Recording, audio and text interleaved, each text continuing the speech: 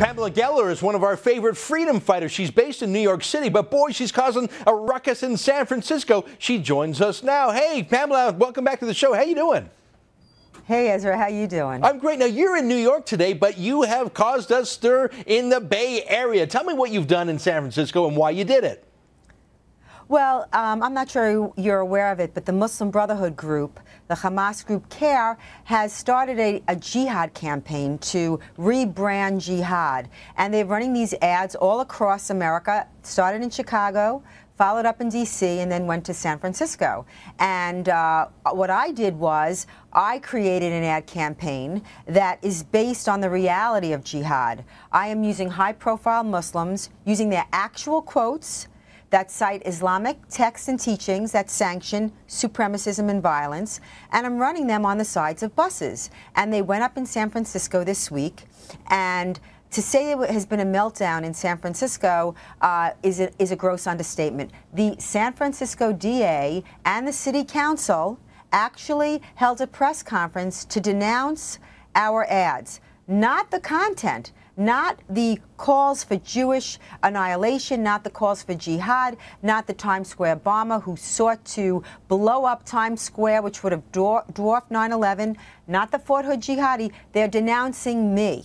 Well, that's what's so incredible here is you haven't said anything in your own words about Muslims or Islam. You have quoted extremist, radical Muslim leaders from Osama bin Laden to this mass murderer Nidal, and they just don't want you to talk about it. Like, that's what's weird. You're just quoting what the other side in this war says, and they don't want you to do that. Why don't they want people to hear what the other side says in this battle of our age? Well, let me say this. What is most absurd, and let me tell you there's a lot of competition for the most absurd, is that here you have an ad where Hamas MTV, you know, Hamas music video, is calling for the killing of Jews. They're saying the killing of Jews is in the worship of Allah. And San Francisco city officials are saying that's Islamophobic. Excuse me? That's anti-Semitic. Yeah. That's not Islamophobic. I think about it. It's crazy time. It's crazy time in San Francisco. And I'll tell you something. Today, I submitted another series of ads about how Muslims are treated in the, how gays are treated in the Muslim world. So we have President Ahmadinejad calling for, saying that there are no gays in Iran and that homosexuality is ugly. We have Qaradawi calling for the death of gays, and then we have a popular radio host in the UK, Ruby Ramadan, calling for the stoning, the beating, and the torture of gays.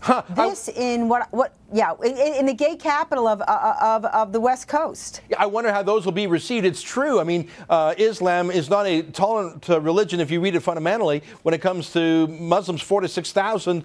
When it comes to gays, rather, 4,000 to 6,000 gays have been executed in Iran alone. It'll be fascinating to see what San Francisco's politicians say about that. But here's the thing. I read today that in rebuttal to you, that San Francisco's government is going to take taxpayers' money to run a counter-campaign to you. Did I get that right, Pamela? Well, they have done that. They have run counter-campaigns to my pro-Israel ad. Another, your taxpayer dollars at work. But again, here we go, for competition of the absurd. They are taking, this is not the first time, the ad revenue from my campaigns. It's a total of over $15,000, and they're donating it, okay, to a Human Rights Commission to get this, Ezra, to study the deleterious effects that our ads have on Muslims.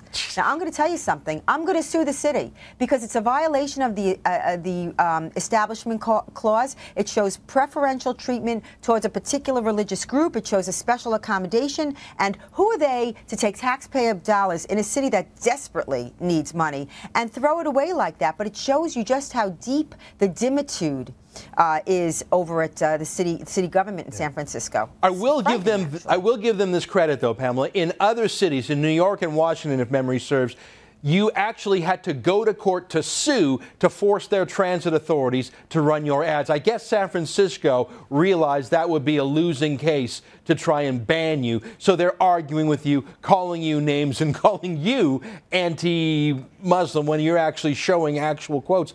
So you didn't have to go to court to get these ads running, did you?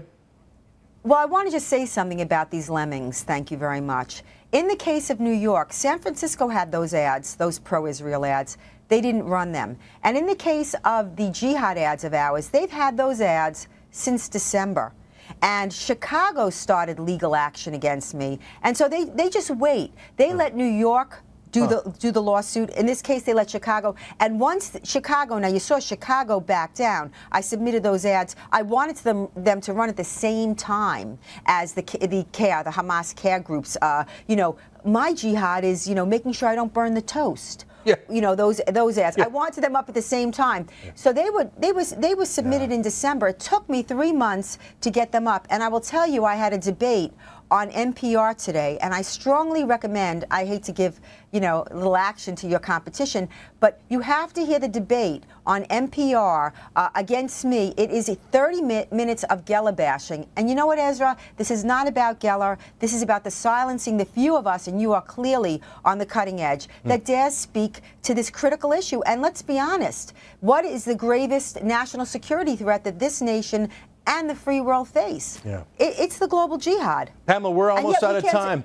I've got to say goodbye to you, but I want to say thank you. You are a one-woman freedom-fighting machine, and thank you for standing up for freedom in the face of both the jihadists and these city governments. Thanks for your time, my friend. Thank you, Ezra, for having me.